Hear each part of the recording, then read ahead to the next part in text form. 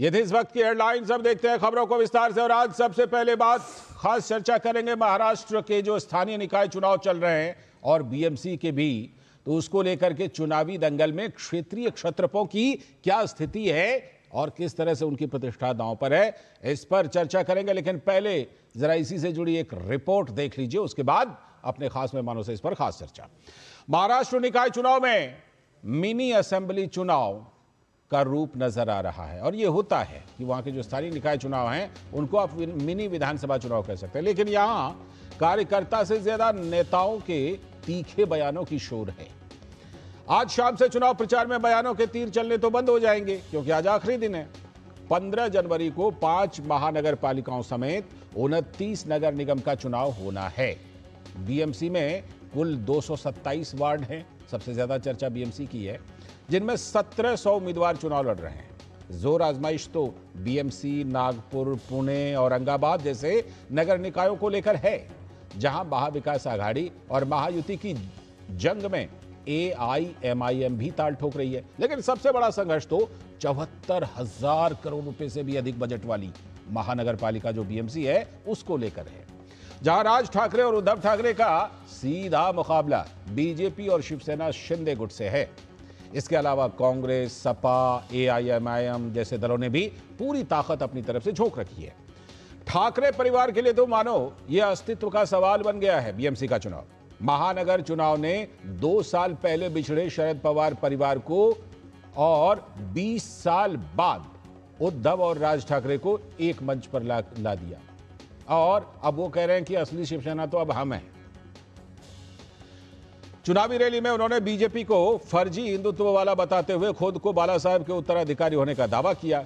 मुंबई महानगर पालिका में 30 से भी ज्यादा वर्षों से शिवसेना का ही कब्जा रहा है, तो उद्धव ठाकरे परिवार पर इसी आखिरी किले को बचाने की चुनौती है।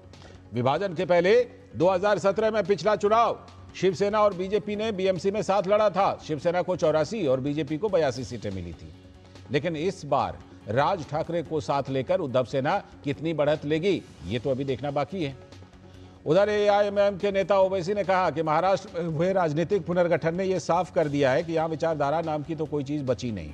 ओवैसी ने कहा, पहले उद्धव ठाकरे ने कांग्रेस और शरद पवार के साथ हाथ मिला लिया, बाद में अजित पवार ने भाजपा से गठबंधन कर लिया और शिवसेना टूटी, जहां एकनाथ शिंदे के नेतृत्व वाला गुट भाजपा के साथ चला गया।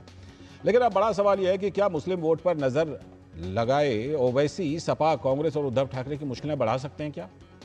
इस पर सभी की नजर है, क्योंकि सभी का इस पर बहुत कुछ दांव पर लगा है। तो इस बीच जो शिवसेना UBT के सांसद संजय राउत हैं, उन्होंने कहा कि बोगस वोटर्स जहां भी आएंगे हमारे लोग उसकी धुलाई करेंगे। सुनिए जरा।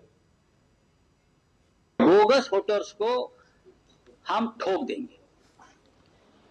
हमारा सब जगह पर हमारा जो पथक है शिवसेना और महाराष्ट्र नवनिर्माण सेना के लोगों का 5000 लोग हमने तैयार किए।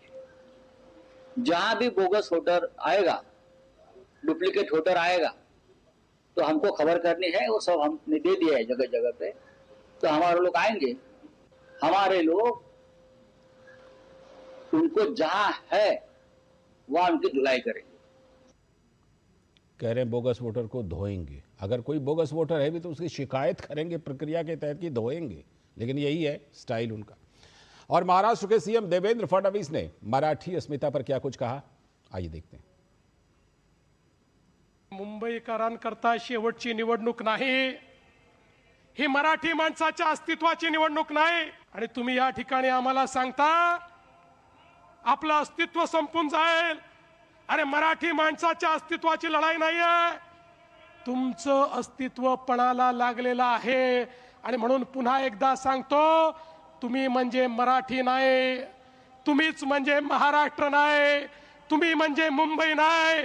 मुंबई म्हणजे ही बसलेली जनता आहे, मराठी म्हणजे ही बसलेली जनता आहे, महाराष्ट्र म्हणजे छत्रपती शिवरायांनी तयार केलेला हा महाराष्ट्र, ज्याला महाराष्ट्र धर्म समजतो तो महाराष्ट्र आहे। त्याच्याकडे कोणी वाकडी नजर करून मुख्यमंत्री देवेंद्र फडणवीस मराठी अस्मिता की बात कर रहे थे। कह रहे थे महाराष्ट्र जो है छत्रपति शिवाजी की भूमि है, तो यहाँ पर मराठी जो है, मराठी मानुष उसकी प्रमुखता रहेगी।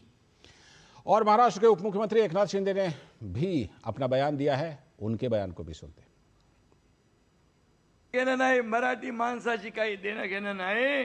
आता म्हणतात वा आमच्या वादापेक्षा महाराष्ट्र मोठा आहे, वादापेक्षा। अरे मग मी म्हणतो 20 वर्षापूर्वी वेगळे का झालात? त्यावेळी तुमच्यासाठी महाराष्ट्र काय छोटा होता? बाळासाहेबांची इच्छा होती तेव्हा ती पूर्ण नाही केली। त्यावेळी बाळासाहेबांपेक्षा तुमचा स्वार्थ मोठा होता। तो एकनाथ शिंदे भी मराठी अस्मिता की बात कर रहे हैं। इसका मतलब ये हुआ कि महायुति जो है वो मराठी अस्मिता की बात करके और दबाव बना रही है अपने सामने के विपक्षी पार्टियों पर। बहरहाल किस तरह से महाराष्ट्र में जो ये स्थानीय निकाय के चुनाव हैं उसमें बीएमसी समेत बाकी नगर निगम में किस तरह किसकी प्रतिष्ठा कितनी दांव पर, किसके लिए कितनी बड़ी चुनौती, इन्हीं चीजों को समझने के लिए एक खास चर्चा कर रहे हैं। और हमारे साथ अवधूत वाघ जो कि राज्य भाजपा के प्रवक्ता हैं, बहुत बहुत स्वागत अवधूत वाघ जी आपका। नमस्ते। संदीप त्रिपाठी जी कांग्रेस के नेता, स्वागत संदीप जी आपका भी बहुत बहुत स्वागत। शिशिर शेलार हमारे संवाददाता मुंबई से और हमारे सलाहकार संपादक विनोद मिश्र जी यहीं पर स्टूडियो में हमारे साथ। पहले शिशिर शेलार के पास चलते हैं। शिशिर, आज तो प्रचार का आखिरी दिन है तो एकदम बिल्कुल पूरा शोर सुनाई पड़ रहा है, लेकिन इस बार जो नेताओं के तीखे बयानों के तीर हैं वो कुछ ज्यादा ही चल रहे हैं। कोई कुछ बयान देता है, बयानों में यहाँ तक आ गया अन्ना मलाई रस मलाई पता नहीं क्या क्या कहा, तो फिर अन्ना मलाई भी जवाब देने में पीछे नहीं रहे। बयानों के तीर बड़े जबरदस्त चल रहे हैं, आज शाम तक पूरे चलेंगे। बिल्कुल, देखिए महज 2 घंटों का वक्त बचा है, अगर देखा जाए 1.5 घंटे का वक्त बचा है, 5 बजे तक का जो है वक्त दिया गया है, चुनाव वैरायटीज है, सभा है उसके लिए। और उसके बाद अगर देखा जाए तो डोर टू डोर कैंपेन किया जा सकता है, मतलब जितने भी प्रत्याशी है वो घरों तक जो है वो अपना कैंपेन कर सकते हैं। लेकिन जिस प्रकार से बड़ी सभाएं, रैलीज है या फिर जिस प्रकार से एडवर्टीजमेंट्स है, हालांकि वो अब जो है उसका प्रचार हालांकि 2 घंटे में थम जाएगा। लेकिन हमने जितना पिछले 1 हफ्ते में अगर पूरा महाराष्ट्र का सुरूर अगर देखा जाए तो कहीं ना कहीं वो पूरी तरह से चुनाव में लिप्त हुआ दिखाई दे रहा है। लेकिन एक बात इसमें यह भी है कि चुनावी मुद्दे तो रहते हैं, लेकिन चुनावी बयानबाजी खासतौर पर पिछले 2 से 3 दिनों में लगातार हम जो देख रहे हैं उसका स्तर जो है काफी नीचे गिरा हुआ है। तो चाहे वो लोगों के सामने जनसभा को संबोधित करते वक्त जो नेता जो बयानबाजी करते हैं, अब उनके जहन में बात नहीं आती वो क्या बात कह रहे हैं, लेकिन इसका असर जरूर दिखाई देता है। पिछले 2 दिनों से लगातार जिस प्रकार से जनसभाएं हैं और दावे प्रतिदावे किए जा रहे हैं, तीखी बयानबाजी को जवाब भी दिया जा रहा है। और इसी हम देख पा रहे हैं कि चाहे राज ठाकरे की जो मुंबई में सभा हुई थी उसके बाद हमने देखा किस प्रकार से जो है उसके ऊपर बयानबाजी की गई, फिर चाहे वो अन्ना मलाई हो। साथ ही साथ हम देख रहे हैं कि मराठी मानुस का जो मुद्दा जो है वो फ्रंट स्टेज लेता हुआ दिखाई दे रहा है। हालांकि 1 महीना पहले अगर देखा जाए ये शुरुआत मराठी भाषा से होती, लेकिन पिछले 1 महीने में विकास के मुद्दे जो है विपक्ष द्वारा वो कहीं ना कहीं उसको दरकिनार किया जा रहा है, दरकिनार किया गया है। और जो अगर देखा जाए इमोशनल फैक्टर्स है जो हम जिसे कहते हैं उसको कहीं ना कहीं छूने का प्रयास यहाँ पे चाहे मराठी मानुस हो या फिर मराठी भाषा की अस्मिता का बात हो। हालांकि इस चुनाव में ये मुद्दे प्रमुख तौर पे, खास तौर पर मैं मुंबई की बात करूंगा, क्योंकि मुंबई अगर देखा जाए कहीं ना कहीं सेंटर स्टेज है, तकरीबन 29 महानगर पालिकाओं में से सबसे बड़ी महानगर पालिका मुंबई की है। और मुंबई नहीं, मैं इसमें और एक बात जोड़ना चाहूंगा, ये मराठी और मराठी के मुद्दे को लेकर खासतौर पर जो MMR रीजन है, मतलब मुंबई मेट्रोपॉलिटन रीजन है जिसमें तकरीबन 9 महानगर पालिकाएं आती है, और इसका अगर बजट देखा जाए तकरीबन 1.5 लाख करोड़ के आसपास इसका जो है बजट, लगभग आधा तो बीएमसी का ही, इस 1.5 लाख करोड़ में आधा तो बीएमसी का ही, आधा बीएमसी का। तो ऐसे में ये जो मुद्दा है महाराष्ट्र में, खासतौर पर मुंबई MMR रीजन जो लोग रहते हैं, मराठी अमराठी का मुद्दा करके कहीं ना कहीं विपक्ष जो है उन सवालों को उठाने का प्रयास यहाँ पर कर रहा है। तो उनकी दूसरी तरफ से अगर देखा जाए तो जवाब जरूर मिल रहा है, लेकिन विकास जो है उसको जो है मद्देनजर यहाँ पर बीजेपी और शिंदे गुट ने जो है उस पर ध्यान दिया गया। लौटता हूं शिशिर, लौटता हूं विनोद जी। अगर हाल में देखा जाए कुछ 1.5-2 साल का चंक ले लेते हैं, 3 राउंड होके ये चौथा राउंड है। एक लोकसभा चुनाव हुआ जिसमें नो डाउट महाविकास आघाड़ी के हाथ मोटे तौर पर बाजी लगी, उसके बाद विधानसभा चुनाव महायुति के हाथ में बाजी लगी, उसके बाद ये जो नगर पालिका के हाल में जितने चुनाव हुए स्थानीय निकाय के चुनाव, उसमें देखिए बीजेपी और महायुति को जबरदस्त बढ़त मिली है। लगभग विधानसभा चुनाव का नतीजा रिपीट हुआ है। अब ये जो नगर निगम के चुनाव हैं बीएमसी समेत तमाम नगर निगम में, इसे आप एक तरह से चौथा राउंड कह सकते हैं। किन किन लोगों के दांव, किन लोगों का दांव लगा हुआ है, किन लोगों का भविष्य टिका हुआ है। एक बात तो हमें समझ में आती है कि बीएमसी चुनाव की जब हम बात करते हैं तो लगता है कि सबसे ज्यादा जो चुनौती है वो उद्धव ठाकरे के लिए। लाल जी, मैं पिछले 2-3 दिन से जितने ओपिनियन पोल मैंने देखा है, सॉरी, उस ओपिनियन पोल में महायुति खास करके बीजेपी और शिवसेना शिंदे की जो पार्टी है उसकी लगभग पूरी हर जगह पे, हर कॉरपोरेशन में एक पूरी बढ़त है जी। और कई जगह तो आप देखिए कि उद्धव सेना और बाकी जो लोग हैं उनकी कोई नामो निशान नहीं है कई छोटे मोटे कॉरपोरेशन में। तो ये ओपिनियन पोल की बात तो मैं नहीं कहूँगा, यह बात हम लोग नहीं मानते हैं बिल्कुल, लेकिन जो बयानबाजी बात अभी बता रहे थे, शिशिर बता रहे थे कि आप ये देखिए कि आपने किसी चुनाव प्रचार में सुना है कि इस तरह से धो देंगे, पिटाई करेंगे, लतिया देंगे, लुंगी पुंगी, ये क्या है? ये फ्रस्ट्रेशन है, ये बिलो द बेल्ट। आप जब किसी नेताओं के बयान को सुनते हैं तो आप सोचिए कि वो बिल्कुल फ्रस्ट्रेशन है, ये बिल्कुल हताशा की ये भाषा है। और ये जब आप सुनते हैं कि राज ठाकरे जो गर्जना कर रहे हैं मुंबई में, क्या उनको पता है कि मुंबई मतलब देश होता है क्या? वे तो आप एक अन्ना मलई जैसे नेता के बयान को लेके आप इतने जबरदस्त तरीके से उसको पॉलिटिसाइज करते हैं, तो आपको ये लगता है कि आपके पास दूसरा और कुछ कहने के लिए नहीं है। तो इसका जवाब देते हुए जब आप देवा भाव को देखते हैं, देवेंद्र फडणवीस को, उन्होंने पूरी चुनौती दी है कि मराठी में मतलब तुम ये ठाकरे परिवार है क्या? इस गलत फहमी में मत रहो। मराठा का मतलब महाराष्ट्र है जी, और महाराष्ट्र का मतलब छत्रपति शिवाजी का महाराष्ट्र है जी। उसमें कोई ठाकरे परिवार महाराष्ट्र और मराठी नहीं होता। तो ये आप जब देखते हैं बयानों का, और जिस तरह से अभी आपने संजय का देखा, राउत जी को देखा, हाँ। और वो किस स्तर तक जा रहे हैं कि आप ठोक देंगे। वहां पे जो कार्यकर्ता है, वहां पे जो पुलिसिंग की व्यवस्था है, शासन है, प्रशासन है, इलेक्शन कमीशन है, वो कुछ नहीं है। ये तुम 5000 लोगों को वहां पे बना लिए हो कि हम एक कमांडो फोर्स बना लेंगे। ये शिवसेना है, ये उनका चरित्र है। और आप सोचिए कि सबसे हालत तो इसमें कांग्रेस कहाँ है? ठीक है, जिस महायुति के महाविकास आघाड़ी के नाम पे आप इतने बने रहे, हाँ। महाविकास आघाड़ी ने आपको 4 सीट देने के लिए काबिल नहीं समझा, बिल्कुल। तो आपने राज ठाकरे को उससे ज्यादा आपने ये उसको चुनाव गठबंधन किया है जी। तो राज ठाकरे के कंपैरिजन में कांग्रेस पार्टी की स्थिति मैं समझता हूं कि इस महाविकास आघाड़ी में अगर सबसे कोई नुकसान में है तो कांग्रेस पार्टी है। मैं संदीप त्रिपाठी जी के पास जाऊं उससे पहले 2 बातें जोड़ देता हूं। एक, आपने कहा राज ठाकरे के लिए कि क्या मुंबई ही देश है। विधानसभा चुनाव में जब बुरी दुर्गति हुई थी तो मैं राज ठाकरे के घर पर गया था, क्योंकि मैं वहीं पर था, और मुझे लगा कि उन्होंने अपने कमरे को ही संसार मान लिया है राज ठाकरे ने।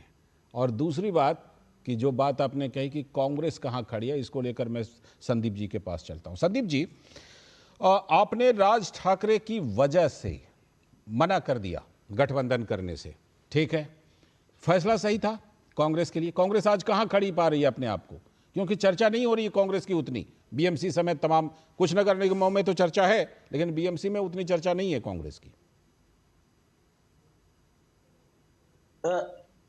2 बातें सर। विनोद जी ने कहा कि जब आप बिलो द बेल्ट जाते हैं तो आपकी हताशा नजर आती है। कुछ इस बात से मैं इत्तेफाक रख लेता हूं, लेकिन विनोद जी को ये बात आज समझ में आई। मोदी जी का वो तब समझ में नहीं आया जब वो कह रहे थे मंगलसूत्र छीन ले जाएंगे, भैंस चोरी कर लेंगे, मुजरा होगा तो क्या होगा। बिलो द बेल्ट ही था और एक प्रधानमंत्री का तो बिल्कुल था। तो सर हताशा अब भी देखी जा सकती थी। अब आ रहे हैं बात सर, मुंबई मुझे काम करने का छात्र राजनीति में भी मौका मिला। मैं एनएसयूआई के इलेक्शन कराने के लिए वहां 2011-12 में भी गया था जी। और अब की 2024 के लोकसभा में as a national media coordinator के रूप में मैं वहां अब की बार इंचार्ज के रूप में गया। तो मैं 2 चीजें वहां खूब अच्छी तरीके से जान रहा हूं। जो अभी ये बात आई कि 5000 लोगों की फौज बना ली है सर, उसमें से 90% सर उत्तर भारत के लोग होते हैं। जो भी वहां पर ये राज ठाकरे हो या चाहे वो शिवसेना हो, जो भी ये मारपीट और ये झगड़ा झंझट होता है उसमें 90% उत्तर भारतीय होते हैं। इस बात को खूब अच्छी तरीके से समझते हैं। अब और उसका सर उदाहरण अगर देखना है तो हमारे यहाँ के एक कोडिन भैया के नाम से नए नए मशहूर हुए, जिनको कहा जाता है कि बहुत बड़े माफिया है, भाजपा के लिए वोट मांग रहे हैं सर। तो ये जो वहां का बीएमसी का जो पैसा का वो है अट्रैक्शन, वो लेके जाता है पूरे भारत। अभी जो आपने कहा कि भारत मान लिया है क्या, तो सर आर्थिक राजधानी है, उसमें मुंबई कोई दो राय नहीं है कि वो आर्थिक राजधानी है। पूरे ठीक है। भारत एक पार्षद के लिए भाजपा ने एक सांसद लगा रखा है। आप आपने समझिए अपने कि सवाल उनके पर जवाब नहीं दिया संदीप जी। नहीं, उसी पे दे रहा हूँ सर। अब हमारे सर 31 पार्षद थे, आप जानते हैं मैं बहुत तथ्यात्मक बात करता हूँ। 31 पार्षद थे। मैं ये दावे पूछ के रहा साथ हूं कह कि रहा हूं, क्या कांग्रेस को अपने निर्णय पर कुछ पछतावा है कि राज ठाकरे की नहीं वजह है। से उद्धव ठाकरे से गठबंधन नहीं किया, तो आज बीएमसी में कांग्रेस की संभावना कम हो गई है क्या? नहीं सर, हम 31 पार्षद हमारे थे। 2000 जो है जब 17 में चुनाव हुआ था, 4 साल से तो ये लोग हिटलर शाही वहां पर चला रहे थे।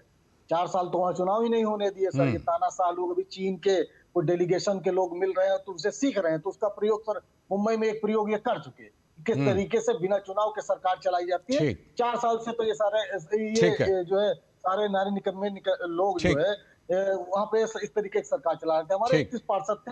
लाल जी, आपको आश्वस्त कर रहा हूं कि हमारा रिजल्ट उससे बेहतर होगा, ये हम अच्छी तरीके से समझ रहे हैं। ठीक। चाहे अब वो दूसरे अमरावती राउंड में हो, आता हूं चाहे आपके पुणे पास। हो, चाहे कल्याण हो, ठीक। यहाँ पर हम बहुत बेहतर करने जा रहे हैं। ठीक, दूसरे राउंड में आ रहा हूं। कमजोर हो सकता है, लेकिन पुणे, अमरावती, इन सारी जगह नगर निगम में बहुत बेहतर करेंगे। और बीएमसी में भी 31 प्लस पार्षद रहेंगे, 31 पहले के।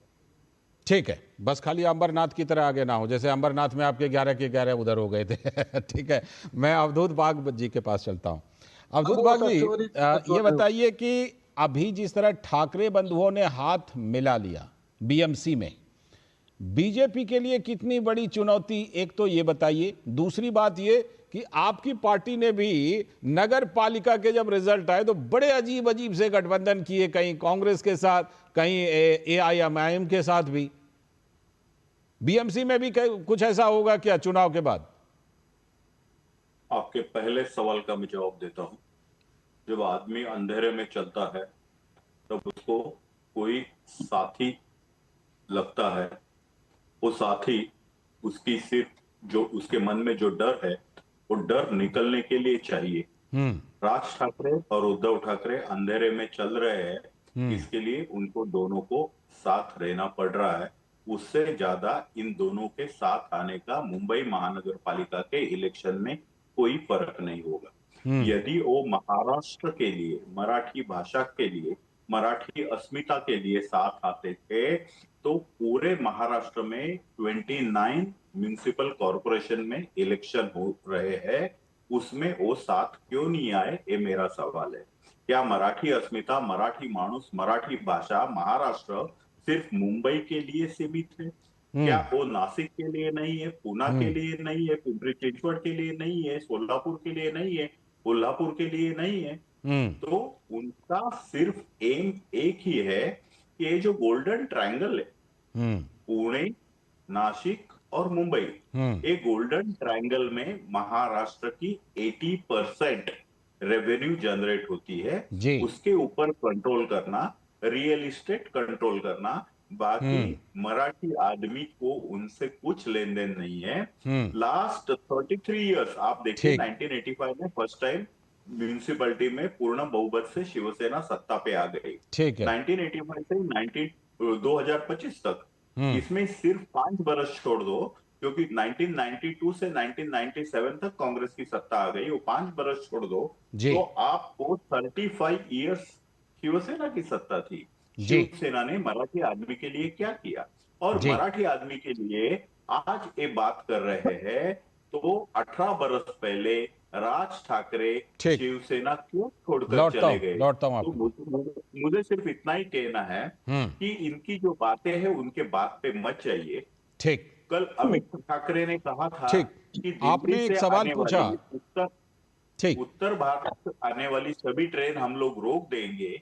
यह कौन सी कॉन्स्टिट्यूएंसी, कौन सी अपनी विचारधारा में बैठता है, कौन सी घटना में आपने जो सवाल पूछा अवधूत जी, क्योंकि आज हमारे पास दोनों सेना में, चाहे दोनों ठाकरे में से कहिए, उद्धव ठाकरे जी की तरफ से, राज ठाकरे जी की तरफ से कोई प्रवक्ता है नहीं। मैं संदीप जी आपके पास आता हूं, लेकिन जो सवाल अवधूत जी ने उठाया वो है, उसमें दम है। मैं चाहता हूं कि इसका शिशिर जो है कुछ जवाब दें। क्योंकि शिशिर वहां ग्राउंड पर इसलिए दे सकते हैं। मैं आ रहा हूं, संदीप जी आ रहा हूं। तो थोड़ा सा अच्छा, मैं 10 सेकंड ऐड बोल कर लीजिए, दूं फिर अगर शिशिर के पास बोलिए। हाँ, अभी भाजपा के हमारे साथी ने कहा कि जब अंधेरे में आप चलते हैं तो किसी सहारे की जरूरत होती है। साहब बिल्कुल, तभी तो आप आरपीआई वाले को भी ले लीजिएगा, शिवसेना तोड़कर शिंदे जी को भी ले लीजिएगा। 56 इंची सीना है फिर भी इतना डर। आप बात कर रहे हैं दुनिया भर का, मतलब इतने बहादुर हो तो अकेले ठीक है, लो, मैं इसका अब जवाब बात लूंगा। पता चल ठीक है, जाएगी। रुकिएगा। हाँ शिशिर, आपसे मैं ये जानना चाह रहा था कि जो अवधूत जी ने बात की कि ये कह रहे हैं कि मराठी अस्मिता को बचाने के लिए आए, लेकिन उनका मुझे वो सवाल लगा कि ये मराठी अस्मिता सिर्फ मुंबई में ही बचानी है। अगर राज ठाकरे उद्धव ठाकरे को साथ में आना था तो पूरे महाराष्ट्र में साथ में आना था। पूरे महाराष्ट्र में मराठी लोग रहते हैं। ये सवाल वैलिड है इनका, जरा बताइए, क्योंकि अभी उन दोनों में से किसी के प्रवक्ता नहीं है। ये उनका गठबंधन सिर्फ मुंबई तक ही क्यों रहा? शिशिर, देखिए, बात गठबंधन की नहीं है बल्कि विचारों के गठबंधन के लिए, क्योंकि अगर इसको पिछला चुनाव अगर देखा हमने तो जिस प्रकार से विधानसभा में, हालांकि महाविकास आघाड़ी तो थी, महाविकास आघाड़ी के साथ कांग्रेस भी थी और उस वक्त जो है ये मुद्दे नहीं थे। तो ये सबसे बड़ा सवाल है। लेकिन ये मुद्दे अब क्यों आए हैं?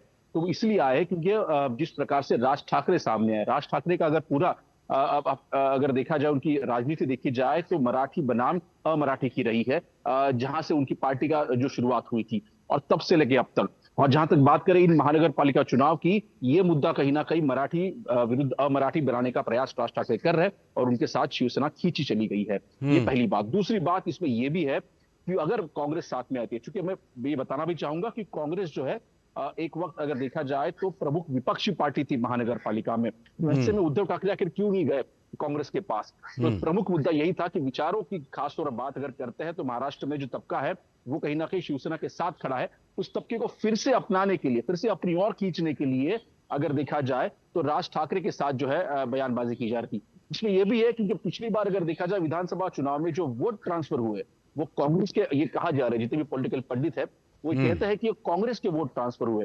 कांग्रेस के खेमे में जब बैठक हुई मुंबई में, जब कांग्रेस अध्यक्ष चन्नीथला यहाँ पर आए थे, जो महाराष्ट्र प्रदेश प्रभारी भी है, उन्होंने बात भी की थी। उन्होंने कहा कि जिस प्रकार से वोट ट्रांसफर हुआ है और खासतौर पर कांग्रेस के जो यहाँ के मुंबई के जो लीडर्स है वो दबी आवाज में ये कह रहे हैं कि हमारे वोट ट्रांसफर हुए लेकिन उनके वोट हमें नहीं मिले। ठीक है। और यही बात उद्धव ठाकरे जानते और इसीलिए इस बार अगर देखा जाए तो कहीं ना कहीं उन एमएलएस को साथ लेना, खासतौर पर राज ठाकरे को साथ लेना, ये चुनावी मजबूरी बन रही है। ठीक, मैं लौटता हूं, आप सभी के पास लौटूंगा एक छोटे से ब्रेक के बाद। सभी बने रहिएगा, एक छोटा सा ब्रेक।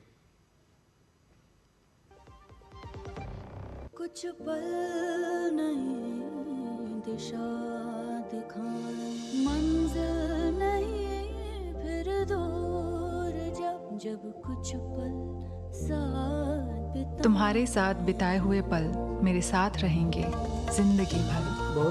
LIC से मिले बीमे की रकम ने ही मेरे नए काम की शुरुआत को मुमकिन बनाया। कुछ पल का साथ बन जाता है जिंदगी भर का साथ। LIC, हर पल आपके साथ। मेरी पसंद, मेरी पसंद। शिशिर को भी बोला कि दे यार तुम। मेरी पसंद, मेरी पसंद है। हमारी पसंद, हम सबकी पसंद। मजबूत देश का मजबूत सरिया हो गया स्टील। टिंग टिंग, आपके लिए एक फेस्टिवल ऑफर है। QR कोड स्कैन करो, UPI पिन डालो और 10,000 रुपए आपके बैंक अकाउंट में। पिन डालूंगा तो पैसा खट से आएगा नहीं, झट से कट जाएगा। मैं मूर्ख नहीं हूँ। तालियां। UPI कहता है UPI पिन पैसे भेजने के लिए होता है, पाने के लिए नहीं। इस बात को याद रखें और कहें मैं मूर्ख नहीं।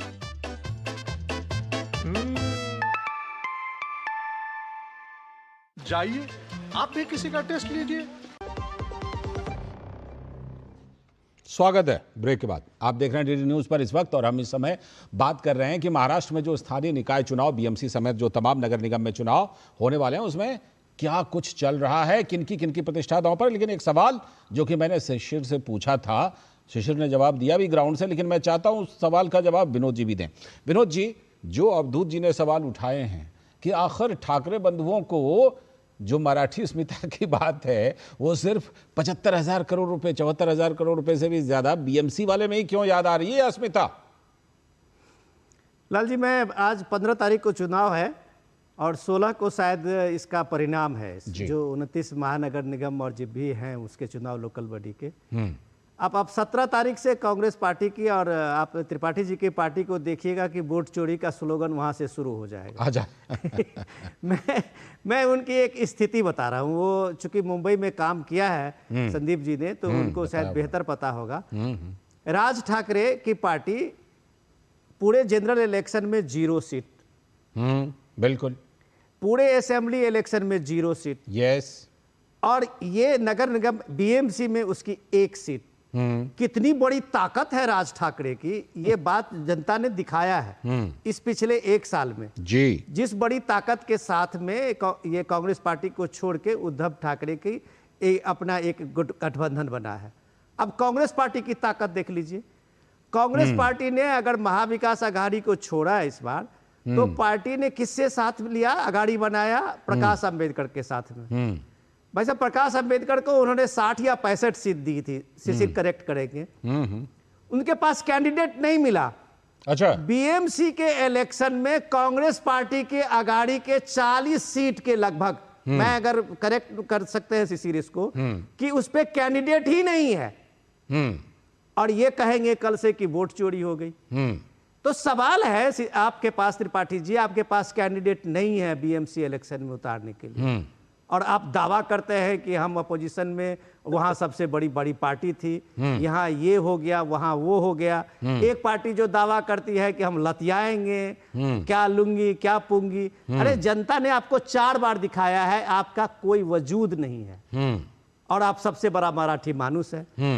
तो पॉलिटिक्स को आप इस रूप में देखिए कि जो देवेंद्र फडणवीस कह रहे हैं कि ये भाई लोगों की अस्तित्व की लड़ाई है, ये एग्जिस्टेंस की लड़ाई। मैं इसलिए कह रहा हूं कि अगर बीएमसी में उनको सम्मानजनक सीट इस बार नहीं आती है, तो शिवसेना उद्धव ठाकरे की, राज ठाकरे की एमएनएस, ये फिनिश पार्टी है। बिल्कुल, ये बात अभी देखना बाकी है। ठीक। संदीप जी, अभी आपने एक सवाल उठाया था कि ये बीजेपी वाले तो किनसे, रामदास अठावले, हाँ, रामदास अठावले की पार्टी से गठबंधन कर रहे हैं। विनोद जी ने अभी जिक्र किया प्रकाश आंबेडकर के साथ आपने क्या किया, ऐसी पार्टी को स्टेक दिया जिनके पास कैंडिडेट तक नहीं मिले।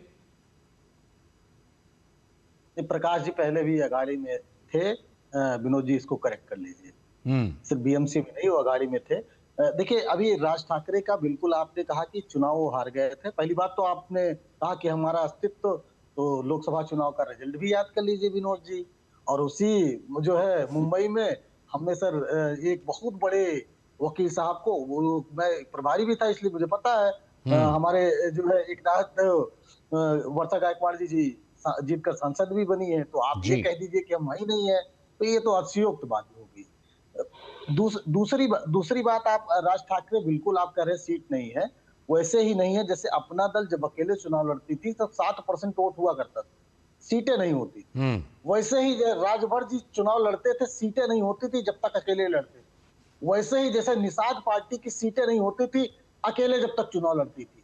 आज राज ठाकरे अगर और उद्धव ठाकरे, जहां तक मुझे लगता है, अगर मिलकर लड़ रहे हैं तो उसका फायदा बिल्कुल उद्धव जी की पार्टी को मिलेगा, पहली बात, इसमें कोई डाउट नहीं है। तुम्ही से मोहब्बत, तुम्ही से लड़ाई, मतलब गजब का टेस्ट आ रहा है। अगाड़ी आपका, उद्धव ठाकरे आपका, और पार्टी मेरा बना। एक तरफ ये है, एक तरफ ये दुख है कि भाई नहीं गठबंधन बन पाया, दूसरी तरफ शुभकामना भी है उद्धव ठाकरे जी के लिए, है ना संदीप जी? मैंने वहां काम किया, उसके नाते मैंने एक विश्लेषण किया जो मैंने देखा है जमीन पे। ये सिर्फ कांग्रेस के नाते नहीं, एक जो है पॉलिटिक्स में होने के नाते, उसका विद्यार्थी होने के नाते मैंने एक छोटा सा अपना मत रखा है। बाकी मैं उनके खिलाफ प्रतिद्वंदी हूँ, चुनाव लड़ रहा हूँ, और पार्टी दमदारी के साथ चुनाव लड़ रही है। हमारे साथ तो आपके ही चैनल पे आनंद द्विवेदी जी थे या किसी चैनल पे थे, हुआ तो वो सारी ऐसी सहानुभूति और शुभकामना के साथ किस तरह की फाइट देंगे आप संदीप जी? ऐसी शुभकामना और शुभेच्छा के साथ कैसी फाइट देंगे आप? वो 40 सीटें वैसे वाली ही हैं सर, आप समझिए। ठीक, वो फ्रेंडली फाइट इसको कहा जाता है। अवधूत बाग जी के पास हम वही कर रहे हैं। ठीक, हमने वही पे कैंडिडेट बिल्कुल था सर, ऐसा नहीं है कांग्रेस जब उत्तर प्रदेश की एक सीट पर चुनाव लड़ा सकती है, तो हम तो मुंबई और महाराष्ट्र में बहुत मजबूत है, हम मुख्य विपक्षी दल है। तो ये चीजें मत कहिए कि हमारे पास कैंडिडेट नहीं था। हाँ, लेकिन फ्रेंडली फाइट जैसी चीजें भी होती हैं, तो कुछ चीजें ऐसी हैं जहां पर इस तरीके की परिस्थितियां हैं। ठीक ठीक है, अब दूधवाग जी के पास, अब आप रुक जाइए, ट्रेन की बात कर रहा है तो इनको तकलीफ हो रही है। अवधूत जी, एक सर एक जवाब मैं जरूर, हाँ जल्दी से। अवधूत जी ने कहा कि जो है इनका गठबंधन हर जगह है, तो कहा आरपीआई को इन्होंने पुणे में सीटें दी हैं क्या, या और जो आपकी सीटें हैं कैसा आपका दलित प्रेम है भैया, जरा बताइए, इसे मुंबई में जगेगा। और जो अवधूत जी का जवाब आप ले लीजिए, आप वहां पर आप सीटें नहीं देंगे। अवधूत जी का जवाब, दलितों का मतलब अवधूत वाग जी दीजिए जवाब, जहां जरूरत हो, लेकिन सम्मान हर जगह नहीं दीजिएगा। ठीक, रुक जाइए, ठीक ठीक, अवधूत जी जवाब क्यों? और अवधूत वाग जी जवाब दीजिए। थाने में आप उनको सीट नहीं दे रहे थे। रुक जाइए, वो आ गया, सवाल आ गया आपका, अब अवधूत जी का जवाब लीजिए। हाँ अवधूत जी, मैं यहाँ आपके सवालों का जवाब देने के लिए आया हूँ। जो आदमी कांग्रेस का प्रवक्ता होने के साथ साथ उद्धव ठाकरे का और मनसे का भी प्रवक्ता होता है, ऐसे लोगों के सवाल को मैं जवाब नहीं देना चाहता। अच्छा, बात रही भारतीय जनता पार्टी, शिवसेना गठबंधन और मुंबई महानगर पालिका की, जहां मुद्दों का प्रभाव खत्म हो जाता है तब लोग मुद्दे पर आते हैं। इसके लिए राज ठाकरे के मुंह से भड़वा नाम की गाली आती है सभा में, जैसे साले आया था अमित शाह के 4 साल से चुनाव नहीं कराते। संदीप जी सुन लीजिए उनका जवाब सुन लीजिए, आपने सवाल उठाया तो जवाब सुनिए। भैया मैं बात नहीं करूंगा इस प्रकार से नेशनल न्यूज चैनल पर। उन्होंने आपकी सारी बातें उन्होंने सुनी, तो आप जवाब आप भी सुन लीजिए। सर गाली दिया जा रहा है सर आपके चैनल पे, बताइए जवाब तो सुन लीजिए, जो भी आपने सवाल उठाया उसका जवाब सुन लीजिए। बोलिए अवधूत जी, बोलिए। भैया संदीप जी, आप बहुत बड़े पार्टी के बहुत बड़े नेता हैं, आप मुझे क्षमा कीजिए, जब आप बात करते हैं तो मैं बात नहीं करता हूं। ठीक है, आप सुन रहे हैं सर, दूसरे का सुनने, आप संदीप जी सुन रहे हैं, बोलिए अब। ठीक, अब बोलिए। बहुत बड़े नेता है, मैं क्षमा प्रार्थी हूँ। ठीक, बोलिए अवधूत जी। भैया आपने कहा अवधूत जी जवाब। दृश्य देख के दूसरी बात ऐसी है, आप राज ठाकरे की जब बात कर रहे हैं और आपने मुझे पहले सवाल पूछा कि राज ठाकरे और उद्धव ठाकरे साथ में आने के बाद क्या होगा। 2012 के इलेक्शन में जहां राज ठाकरे रहते हैं और शिवाजी पार्क और महिम में सातों की सातों सीट पे राज ठाकरे की पार्टी कॉर्पोरेशन का चुनाव जीत गई जी। 2017 में 5 बरस के बाद सातों की सातों सीटें हार गई। तो 2007 के चुनाव में जब मनसे फर्स्ट टाइम इलेक्शन लड़ी थी, तब उनके पास मुझे लगता है 13 या 14 कॉर्पोरेटर थे। 2012 में वो कॉर्पोरेटर बढ़ के 28 हो गए। 2017 में मैं माफी चाहता हूं, आपने गलत, मिश्रा साहब ने गलत बताया, उनके 7 कॉर्पोरेटर जीत के आए थे। उसमें से 6 कॉर्पोरेटर ने अपना दल बदला। हाँ, तभी एक बच गया था। ठीक है, हाँ, एक ही बच गया था और इसके लिए बच गया था, वो टाइम वो जेल में था। वो टाइम हमें 82 और शिवसेना को 84 मिले थे। हमारी सरकार शिवसेना की और हमारी सरकार थी, इसके लिए देवेंद्र फडणवीस ने वो टाइम सत्ता में सहभागी होने से नकारा और शिवसेना को सत्ता दी। मैं कहता हूं कि जिस भाई के 7 में से 6 कॉर्पोरेटर चुराए हैं उद्धव ठाकरे ने, वो बोलते हैं बीजेपी मत चोरी कर रहा है, ईवीएम चोरी कर रहा है, वोटिंग चोर कर रहा है, हमारे बाप को चुरा रहा है, हमारे पार्टी को चुरा रहा है, हमारे ध्वज को चुरा रहा है। वो तो अगर आप चुनाव जीत गए, अरे उन्होंने खुद ही, तो इस नतीजे के बाद भी ये सब बातें आएंगी। बेचारे भाई को खाली 7 सीटें मिली थी। ठीक है, बेचारा खुद ही परेशान था। वो 7 में से 6 नगर सेवक। शुक्रिया, समय की कमी अब। आज शुक्रिया के साथ बैठा है। धन्यवाद आप सभी का। अवधूत जी धन्यवाद, संदीप जी धन्यवाद, शिशिर धन्यवाद और विनोद जी आपका भी बहुत बहुत धन्यवाद। तो ये बहुत ही